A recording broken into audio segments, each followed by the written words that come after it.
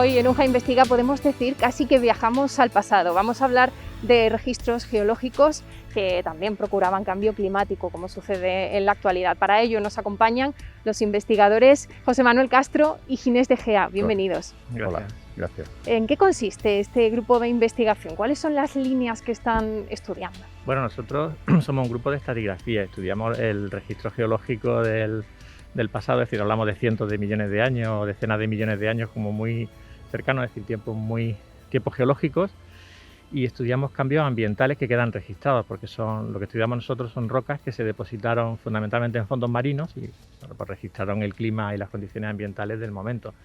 También las condiciones bióticas, los cambios en los organismos, extinciones o crisis bióticas, etcétera. Y en concreto en este proyecto nos hemos centrado en lo que se llama hipertermales, que son episodios de cambio climático en los que miles de años, decenas de miles de años, hubo incrementos muy importantes de la temperatura global a nivel de todo el planeta, y lo que estamos viendo es que en general siempre están relacionados con incrementos también de las concentraciones atmosféricas de CO2. Entonces, bueno, eso es algo muy parecido a lo que está ocurriendo ahora, y lo que intentamos ver es, pues, con toda una serie de herramientas con un carácter muy multidisciplinar, porque hacemos pues paleontología, que es una de las especialidades de Ginés, estratigrafía, geoquímica, mineralogía, etcétera, aplicado a paleoceanografía, paleoclimas, paleoambientes, cambio de nivel del mar, cambio en las condiciones oceánicas, cambio en los ecosistemas, en los hábitats, etcétera.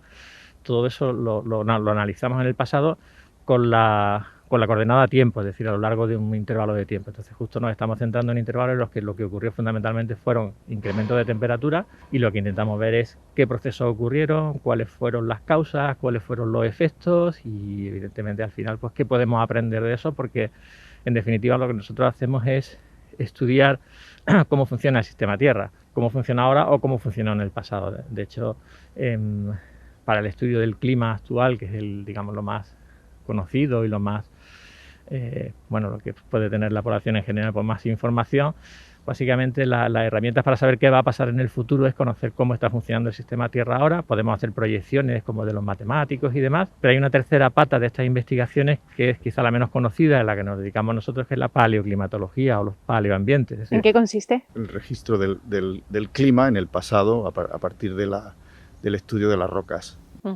Y este estudio que se está llevando a cabo, este registro que ustedes detallan ahora, ¿qué periodos comprende?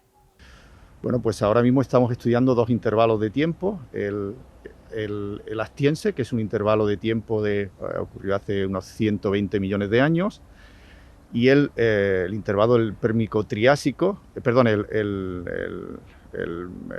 Paleoceno-Eoceno, que ocurrió hace unos 50 millones de años. Hubo cambios ambientales muy importantes que quedaron reflejados o que afectaron a la biota marina y a la biota continental, y eso es lo que estudiamos nosotros, cómo queda reflejado en las rocas.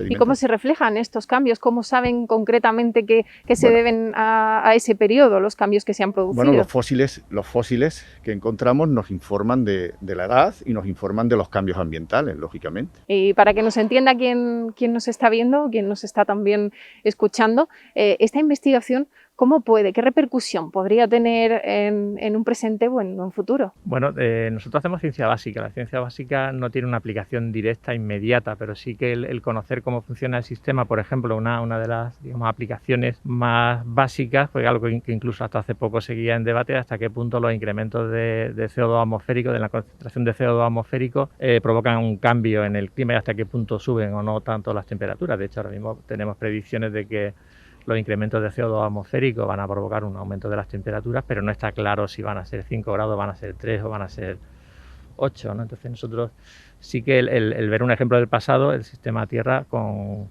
muchos condicionantes, pero digamos que los fundamentos básicos de funcionamiento son los mismos. Entonces sí que vemos la respuesta y, por ejemplo, vemos cosas muy interesantes. Hay una cuestión que a nosotros sí que nos preocupa, a nosotros en general a la comunidad científica que trabajamos en estos temas, y es que nos preocupa mucho el CO2 atmosférico, que puede aumentar las temperaturas, pero es que lo que más nos preocupa son lo que llamamos procesos de realimentación o de retroalimentación, es decir, un aumento en las temperaturas, que a lo mejor no es muy importante, puede desencadenar, por ejemplo, y eso lo estamos viendo, la desestabilización del permafrost, que son unos depósitos en áreas de altas latitudes que tienen mucho metano, y si ese metano se libera, el metano es un gas de efecto invernadero mucho más potente que el CO2, por ejemplo. Entonces, si se desencadenara una emisión de metano, el aumento de temperatura sería mucho más rápido. Eso lo estamos viendo en el pasado, es decir, estamos viendo cómo hay una relación entre aumentos de CO2, que en el caso del pasado no es de los combustibles fósiles, lógicamente, pero sí es del vulcanismo,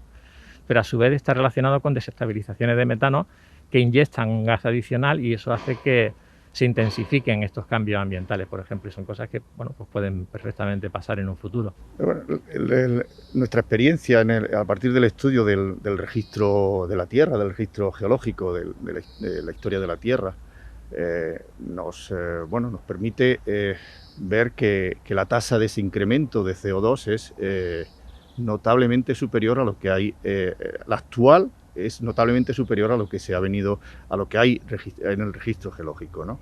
Entonces, esa tasa de incremento es muy importante, y eso, pues lógicamente va a condicionar la fauna marina, la fauna continental, etcétera, etcétera, ¿no? Y eso se empieza a hablar ya de una nueva extinción, una sexta extinción, ¿no? O sea de diferentes especies. Claro, lógicamente.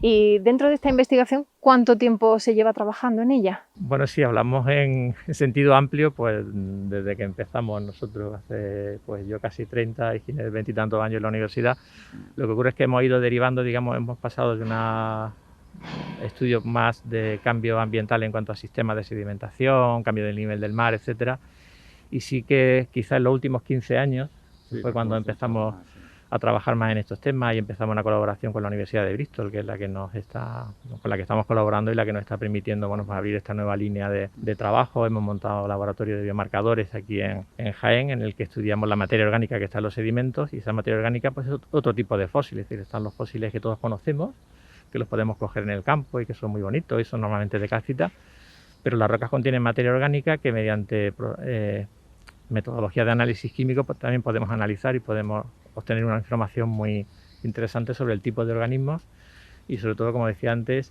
sobre cómo esas condiciones o esas comunidades de organismos han ido cambiando a lo largo del tiempo. Por eso para nosotros el factor tiempo es fundamental. En ese sentido, eso es lo que hace la estratigrafía, estudiar lo que ocurre a lo largo del tiempo geológico. Afortunadamente tenemos en el ámbito regional, tenemos secciones estratigráficas muy interesantes que nos permiten observar todos estos cambios, y bueno, eso es lo que nos ha llevado a profundizar en estos temas, ¿no? Y avanzar en estos temas, ¿no?